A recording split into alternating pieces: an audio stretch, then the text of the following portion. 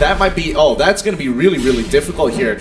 But, you know, Psycho did actually take the Benedetta first, so he clears out that mid wave as soon as possible, allowing Ling to kind of rotate down to get that blue, and while the rest of the team is just going to make sure, hey, I'm going to push those waves as soon as possible. Yeah, we do see a lot of pressure going on towards the 1-1 side, and I think it's still pretty much decent that we see some clear rotations on the 2-2-1 setup coming from the side of Omega Esports.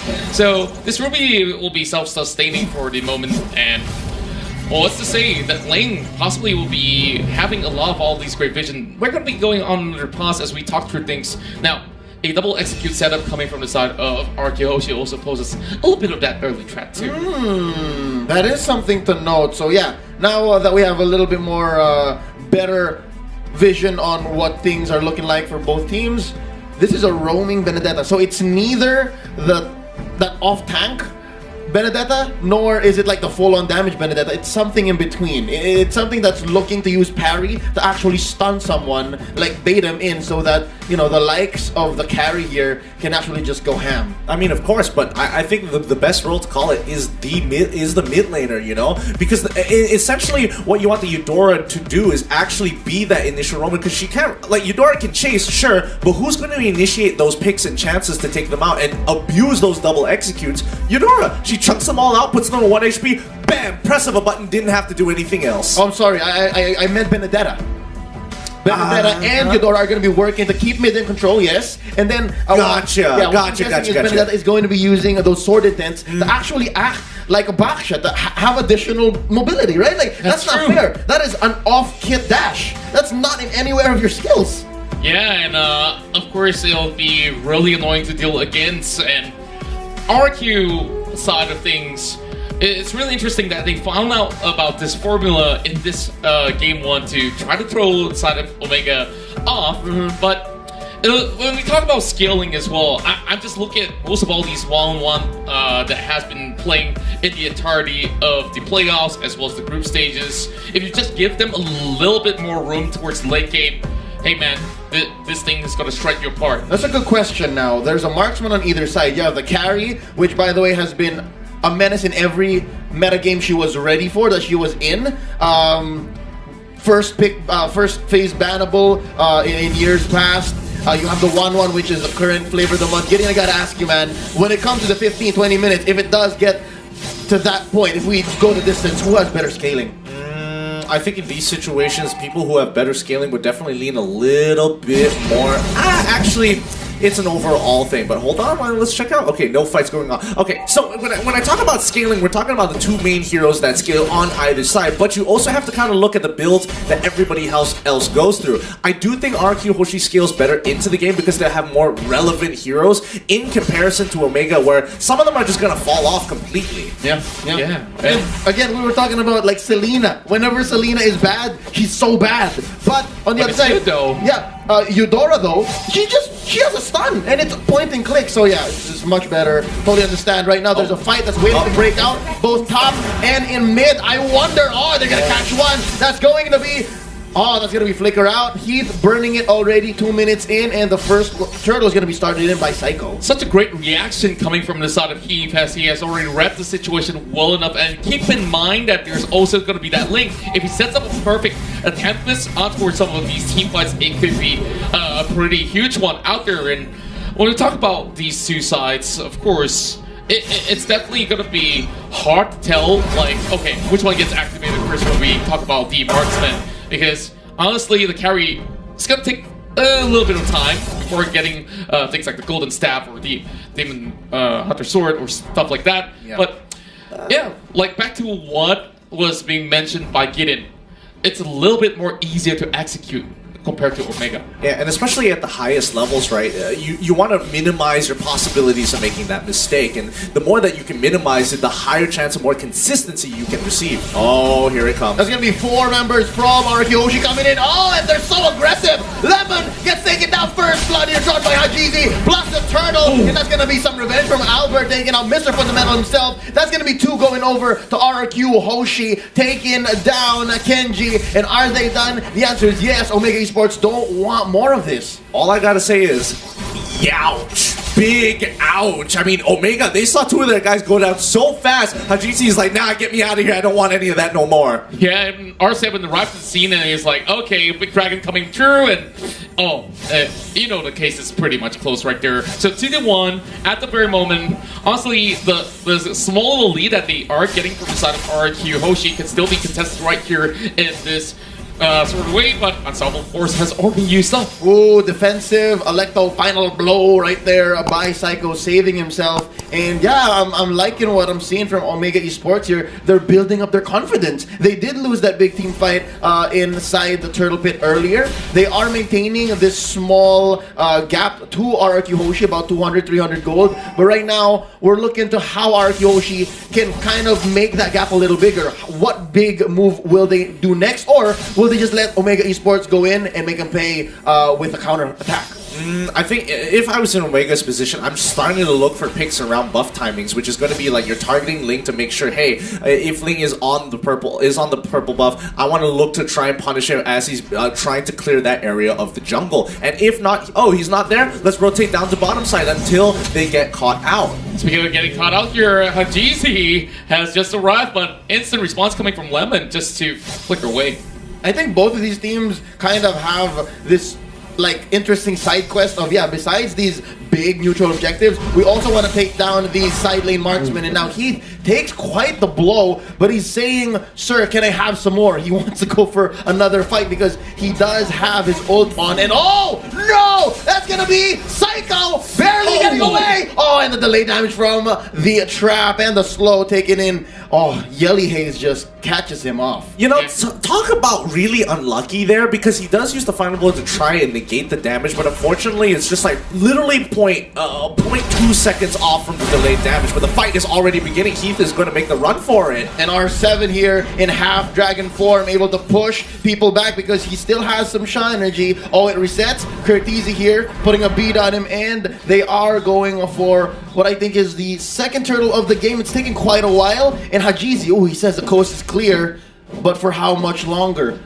Well, I believe that it's pretty much clear for him for the taking at the moment if we look at it, but they're focusing on towards Kanji. Instead, they do get the turtle, but a 2v1 commencing down towards the bottom side doesn't result too much, but here comes the big one. Oh no, Vin here trying to save his life, and from behind, in comes Hajizi. The machine is online, and so far, they have gone to building enough confidence to mess with Albert, but some breathing room for the King of Kings here, their jungler. He's able to get his purple at least. Yeah, he's got the purple. He really goes in for a little wander as well. Now, going for the invasion, he's still going to be chased up, so...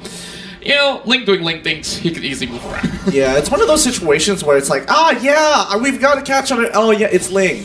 Oh, that's so much fun. He just jumps away and makes a full rotation down towards our top or bottom side where we can't catch up. Fun stuff. But I think RRQ at this point in time, as long as they kind of just maintain the goal differential to about 2 to 3k, it's going to be relatively fine. Omega won't be able to kind of force situations on top of RRQ Hoshi unless they get a catch. Yeah, here you can see already, right? We're about 7 minutes into this game. How disciplined and how good these two teams are. Hold up! That's gonna be some burst damage laid down onto Vin, but he doesn't go down without a fight. Yelly Ace destroyed. Tempest of Blades here, chasing him down. That's Albert looking for one. Psycho finds Hajizi. That's gonna be a shutdown onto the Roger, and they are sitting neck and neck, 4-4. But all this time, Omega Esports was just setting up a push. Otis Morton, Ruby has already arrived, and they're already chasing right in. Psycho caught in between, but they are trying to make an escape out of that. Oh, R7 waiting in the bushes. Oh, using the tail of the dragon. They're trying to make Kenji pay. He does get himself a Cyclone Eye, but off camera, that's going to be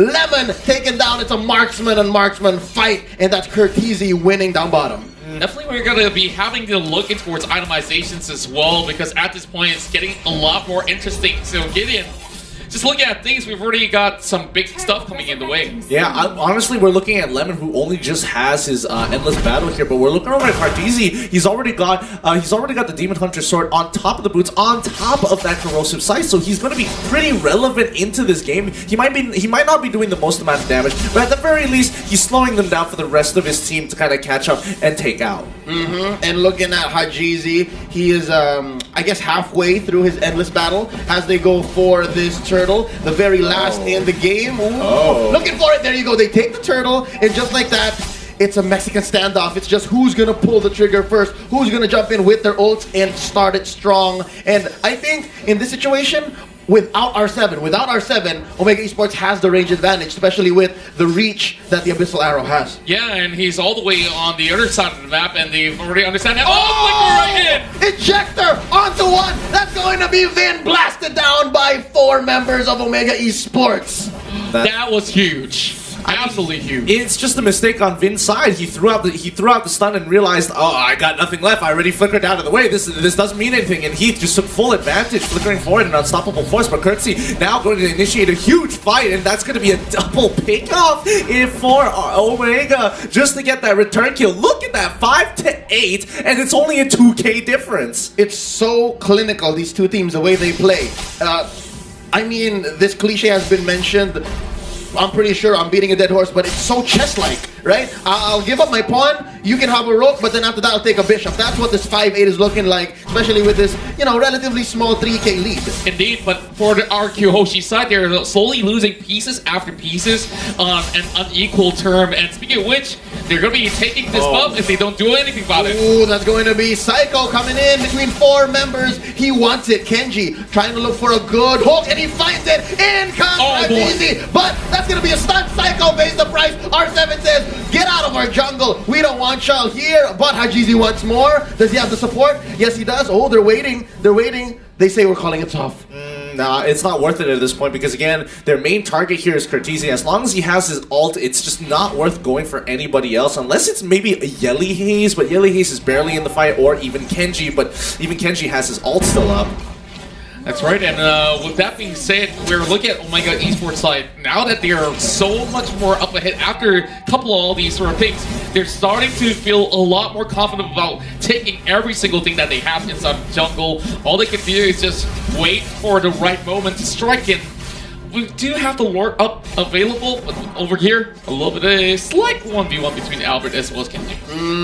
Oh, it's just the battle of swords and sights, and here comes Lemon Tempest of Blades. Barely misses. Oh, he's got some dashes here. He's trying to grab. Oh, there you go. Full range stun here by Yelly Haze. Gonna be using the dashes, trying to get out of there. Not enough to save Lemon. That's 1 for free. Oh, this is while they were going for the Lord. Psycho goes down. Hajizi takes him. R7. Here comes R7. Oh, wow! A dragon helps the Lord get stolen by R7. That's going to be R7 surviving. Oh, I think it's worth it already. Crossbow of Tang. 4 members down. Traded off for the Lord. Oh. No way. No absolute way. Even though they do get the Lord, just look at the Ruby right down below. Like, this Lord doesn't mean a thing at all after getting snatched away, but at least it buys some time for RRQ HOSHI. I mean, they're up by 5 towers at this point. RRQ HOSHI has not been able to kind of break through. Omega will be stopping that Lord right in its tracks. And I mean, if they had more of a wave onto mid and topside, they might have been able to get both inhibitors at the same time. And I think RRQ HOSHI, this game is slowly slipping out of their hands. I hate to say it, but stealing that Lord at that very moment is the equivalent of using a band-aid on a bullet wound. It held them back for what, 30 seconds tops? And they're still maintaining map pressure. Yeah, and of course, with that, they only gain maybe very slight edges out of that by just putting their bodies at where all these sort of bullets are coming through, and they just have to do something just to have that knee-jerk response. And, well, at it, I guess they just have to wait for another sort of opening at this moment, which is not going to come by, not until 20 minutes or so. Speaking of 20 minutes, Gideon seems to know what timers are like. And Gideon, what's your feel, man, right now before this fight happens? Oh, it actually has started. Too late. Curtizi gets blasted by Vin. They're looking for some revenge here. Vindication. That's what Omega Esports is looking for. They take out Yelly Haze. R7 is a man on a mission. They're going to blast this turret and push Omega Esports back in. Now, that timer, man, 13 minutes in. How long until we see Lemon pop off? I mean, honestly, let's double check the items so I have a better idea of what where is he with that. Lemon is currently at 6,000 gold. He's got 2 items, both pretty defensive. He doesn't even have the golden staff yet. I think at this point of time, he needs to get the golden staff to have that major kick of damage. So he'll probably get that at the 42,000 gold mark. So my guess is going to be the 16 or I'll give him a bit of credit if he doesn't die and works perfectly. 1530. Ooh, very close. And that's Kenji flickering in enough to save him. Damage of blades. Oh no, Albert don't want none of this. And Hajizi putting a beat on him. There's the unstoppable force from behind. Can they juggle the aggression from underneath the turret? Kenji's still alive. Lemon about to get destroyed. Hajizi gets him. He puts the nail in the coffin. It's a trade so far. Hajizi for Lemon. The fight continues. Kenji's looking low. That's a blast onto Heath. Vin takes him down. This turret still stands. And only RRQ can win fights that way. Going back and forth, back and forth. And they are just forcing fights by hook or by crook. There's no other way to go about it. They don't care if they lose one member as long as they get more in return. I'm not gonna lie, Vin's is starting to become a bit of a problem for Omega in this point. And I think that's where the executional part of it is starting to kick in, because as you can see, Yelly Hayes, he's not landing as many abyssal arrows, and even if he does, he's probably not going to be able to capitalize on it in comparison to Vin, who just goes in, full combos you, walks away and says, R7, go get him, boy. Yeah, and we've already seen purchases like the Blade of the Hepta Seas coming in as well, so very much interesting as we hit towards the 15-minute mark. You can see that we are having pretty much an equal level terms after so many fights. RRQ HOSHI, not in the number of kills, but the goal has already been equal. Oh yeah, barely 1,000 now, barely 1,000. RRQ HOSHI, the King of Kings, have figured out this strategy. And just like that, I think Gideon is on the mark pretty much. About, what, 3 minutes away since he did say. And right now, Albert? Omega Esports isn't as confident with the Lord this time around. Oh yeah, definitely not. I mean, honestly, I was off by a full 30 seconds there. Lemon just got his Winds of Nature, and that's going to be a huge, huge buy, because that means Cartesian as well as Kenji can't take full advantage of him. Things are looking relatively difficult at the very moment.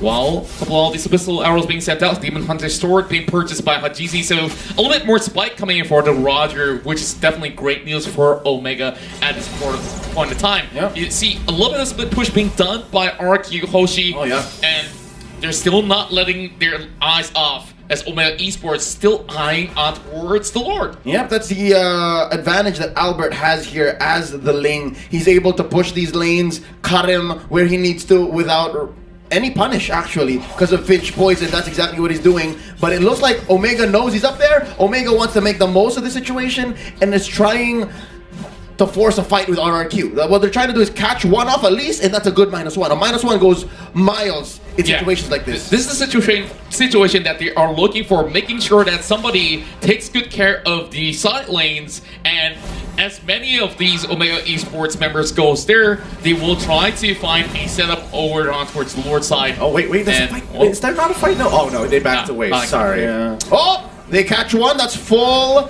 stuns onto Vin. Oh. Honestly, at this point in time, it's a game of cat and mouse. Whoever gets picked off first is going to essentially win or lose the fight. But I have to point out here, it's 9-14. It's they're 3 towers ahead. They're literally 5 kills ahead as well. And it is 49.2k to 49.8k. Where is the disparity here? There is almost no disparity at all, even though in every single numbers, and 2 turtles on top of all of those stats, how is Omega not ahead? RRQ has just been really proficient in their way of farming. If I may build on that, it's a game of cat and mouse where neither is sure which they are, right? It's also a blind game of cat and mouse, and it's very important to check your bushes right now. And the one person or one team who has the advantage when it comes to the range and the vision is Omega Esports. Now Heath catches Psycho. Oh, they catch Kenji off guard in the Omega Esports side of the jungle towards the purple. That's a huge -1 for Omega. I wonder how Omega's gonna just recover from here. That's right, a big opening that they have managed to find just by having the Benedetta pulling all the attention, and now they fixate their attention on towards Lord. Instead, they want Omega to commit. Without that Ruby, things are definitely going to look a little bit haywire in this sort of fight. Sideways, if you ask me, sideways for Omega Esports. This time that's a huge chunk of damage, of lifesteal, and of crowd control. And I think what Omega Esports is trying to do is reset. I think at this point it's about finding the opportunity to get the angle, because right now look at that bottom wave. It's pushing in naturally. As long as RRQ just kind of chill and just wait, somebody is going to have to deal with that slowly building up wave. And RRQ, they don't mind doing it because they are scaling towards the late game. And Omega, they've run out of time at this point, and they have to solely believe in their own mechanics to actually win them out in these bigger fights. That's right, and now we're hitting 18-30, with most of the members already hitting level 15, and I guess this is where it's all about completing your items at this point in time. At M2, or at least, right? And even the playoffs specifically, when you reach the 18-20 minute mark, that's basically a marathon. Like, this is longer than usual already, and right now with Kenji back on the map, they have eyes on Albert since he is pushing down bottom. I think Omega Esports is just going to jump the gun. They're just going to go for it, saying, just start it up, start it up. Just hope that Vin isn't there and that Albert isn't ready with the retribution. Oh, this is going to be a big news here. Ruby is being pretty occupied, but they understand once again, they're going to go in for another reset, but Heath, though, playing fire. Oh, he got caught out. That's at least one ultimate from Vin. They have the timer. They have to make sure that inside, deep inside, they know what it looks like for the opponent, what kind of firepower they're packing. And wow, again, they're back to the game of how low can you get lured before the opponent actually jumps in, bites. Yeah, and Lemon, although he's 60%, easily could just find his way to live steal Prolific Roar on the hands of Cortese. And yeah, very much interesting. Just keep your eyes like while this boomerang game of who can get the Lord lowest before resetting. Just look on the opposite side of the map here, because you can see that Ling as well as Ruby are both trying to make sure those lanes are clean. And RRQ, simple macro here, just get away pushing on their side, because again, if Omega Esports walks out too far, you can punish. If one person goes over, you start the Lord. You put them between a rock and a hard place, and eventually somebody is gonna crack. Yeah, and if we do look at the goal differentials, it honestly doesn't matter at this point in time, where most of the people have already completed all their items. And being up ahead means that they are shoving way harder towards the side of Omega. Dude, check out that graph, man. Omega was just dominating the first half of the game, and then RRQ HOSHI just slowly catching up. If only Omega was able to close out that game. Man, they must be kicking themselves like, oh, if only we had that Lord and it did get stolen just now. That's essentially the story of the past 5 minutes. The past 5 minutes have been RRQ HOSHI just applying pressure on Omega Esports. And some part of it, I believe, is just conditioning. Like, slowly but surely, RRQ HOSHI has been saying, all right, if you don't do anything about this, Albert's just going to push and penetrate your lane down bottom. And right now, again, back to the game of hot potato onto this Lord. It's a matter of allotting resources. How much are you willing to put on the line to be able to take this huge objective? Now, Psycho at half health. And now it's Lemon they send over. Oh, this is going to be a push. Yeah, and that's my attention actually fixating on towards the lower side of the map, and with that, RRQ still wants to play this Dance of Death. How are we going in, finally? Oh, they're going in. This is no turning back. That's Heath getting blasted. He's still alive. R7 with the black dragon form. Tempest Ablaze in here. That's going to be a knockup on the Psycho. R7 being pushed back. That's going to be Vin taken down by Hajizi. Oh, it's looking grim. Heath destroyed from the back line by Psycho. That's going to be 2 for 1. Lemon destroyed by Hajizi. And now the wolf, the machine, is on the chase. Psycho. Oh, he needs the Cyclone Eye. Oh, he's going to get it. But inside the orange buff pit, that's going to be the Hajizi run. Taken down one last 1 for 3. Is this enough space for the Lord? This should be plenty of space for the Lord, actually. Unless Albert makes a fat steal here, which I don't think he's going to do. In most situations, Lings are just going to cut the wave. But considering the wave still has a long way to go. Oh, the burst is just too much. That's what, 4 members of Omega Esports? Oh man, RRQ HOSHI's very own R7 was a little too optimistic. Yeah. Absolutely dropped the ball right there. You can see Albert can only fly around just to see this Lord go in the hands of Omega Esports. And I'm pretty sure the Filipino fans here rejoice after that long dance. And it all started from sending Lemon right down below, and Omega Esports knows, okay, we can't actually catch them out of position, and that's where that 3-for-1 trade didn't go anywhere as planned for RRQ. I think RRQ at this point in time, it's just a game of cat and mouse, because again, There's nothing much they can really do about it in most of these situations if they put themselves too far out and they get caught out by Heath. And you know what? Speaking of Heath, in that last fight, he preemptively flickered forward thinking somebody would be further, deeper into the brush. Ends up they were standing right in front of him and he just blew his flicker for no reason. But here comes Luminous Lord. Oh, but he got away with it anyways, right? Here we go now. Finally, the first inhibitor taken down, and it's going to be on the side of RRQ Hoshi. That's going to be quite a few ults spent by RRQ to take down Lord, alongside that inhibitor up top as well. So it's a 2 for none, relatively clean for Omega Esports. Impressive how they're able to just center and just gather themselves once more, especially after earlier how RRQ Hoshi was slowly turning the whole map blue. Right, and now Psycho tries to cut off the way, but that's going to be Hajizi running away. Immortality popped in here. Vin destroyed by Kurt the Hurt Teasy, and now Hajizi. That's going to be R7 taking him down. It's so far a 1-4-1, and right now Albert destroyed once more by the 1-1, and they're going in. That's a lot of damage coming in from Lemon. That's Heath. Mr. Fundamental destroyed, and right now that's another pull. Lemon survives. Oh, I think he's going to heal up because they're still ready. They're going for this half health on all members of Omega Esports. They may have been going in too deep, and I think the investment has already been spent. R7 destroyed. That's going to be 1. Oh, Helialier, that's going to be 2. They're trading back and forth. 2 members left. Good plays coming in from RRQ Hoshi. Even though they had a bad situation, they just had to make sure that they understand who scales into this game. Okay, Albert dies. Who do we have to depend on? Lemon. If you have to throw your body in to buy some time, then throw your body just like what they're doing out now. It's going to be a 2v2 situation. Oh, they trigger the crossbow tang, but Psycho gets away. Oh no! Pull the range. Oh, that's going to be a pull by Kenji, and that's Lemon. That's Lemon finally shut down, and that's 2 defenders. So Vin is back in here, so that's some wave clear on the side of RRQ Hoshi. Just look at it, 50 over seconds if you go down at this point in time. RRQ Hoshi at the very least still have 3 members up, so this is where Omega Esports can continue to apply the pressure. And more than about 2 minutes in towards the game, we'll see possibly the final Lord, but they might not even need it right now. Electro final blow used to clear the waves, but Curtizi will take down the turret. Anyways, what is this? About a minute away from the 3rd Lord, and Lemon's gonna be coming in on time. So I think for RRQ Hoshi, just buckle in. Just wait for Lemon to come in, and I don't know, man. Whatever you did with Vin for the 1st Lord, do that again.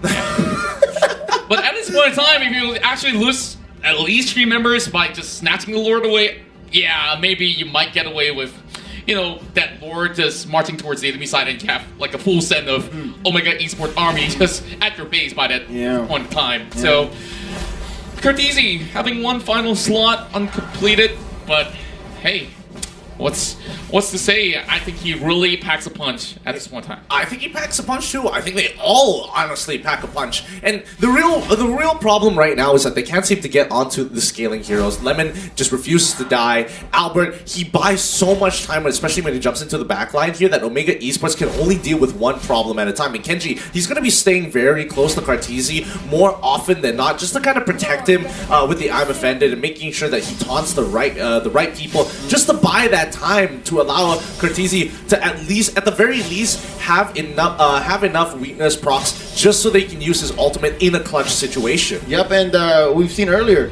a crossbow tang is not a confirmed kill. Not at all, because of how this Rome Benedetta is playing in right now. That's going to be a fight. I think they're picking. Oh, Vin gets caught out. Oh, he lets out the ult. That's going to be flame shot used already by Yelly Hayes. And Hajizi destroyed by Lemon from the back line. Tempest of Blades here by Albert. That's going to be trades left and right. Kenji down, as well as Hajizi. 2 for 1. I think they are ripe for the Lord take. Yeah, and we just saw the positioning of Lemon initially was a little bit questionable, but when he flickered to get that position, to get that first opening, it started to make sense where the rest of RRQ Hoshi will be able to penetrate through from a very awkwardly positioned Omega Esports. Honestly, I'm surprised that Omega didn't just jump onto Lemon there. Like, he was free, and you can see that the Unstoppable Force was up there. They were just waiting out the winds of nature, but that's just like a second long. So it's kind of on Omega, who I think were in disbelief. Like, no way he's doing this. This is kind of troll, right? Again. Give carry, what, 1.2 seconds of free hits, especially with full lock items like this. You're in for a bad time, and right now, Albert stealing oranges now. This is going to be rough for Hajizi when he comes back. And you can see Psycho really roams in towards the mid side as well. They're having two members right there, the lower side of the map.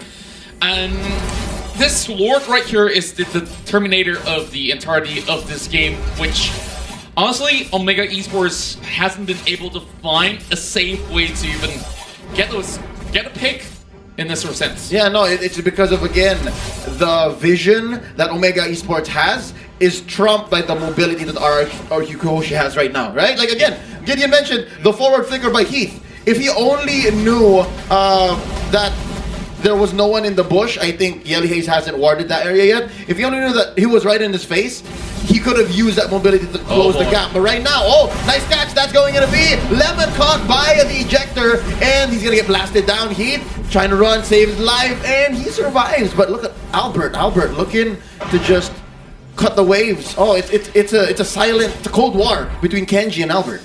Both sides just not letting up here, but at the end of the day, who wins out in these later stages? I mean, Yelly Hayes, he's going to take some damage. Psycho is just going to chase him down, and nope, the rest of the team back off, and they could, I mean, I don't think Lemon wants to fight without his ult here, so Psycho has got to be real careful. Psycho right in between all these members of Omega Esports, not looking all too great. As much as he has immortality, he can buy only a few seconds in towards this match, but he's trying his best to make it out alive. Lemon, as much as he's nearby, he's not getting out of this. I take my words back. Psycho things! Madman!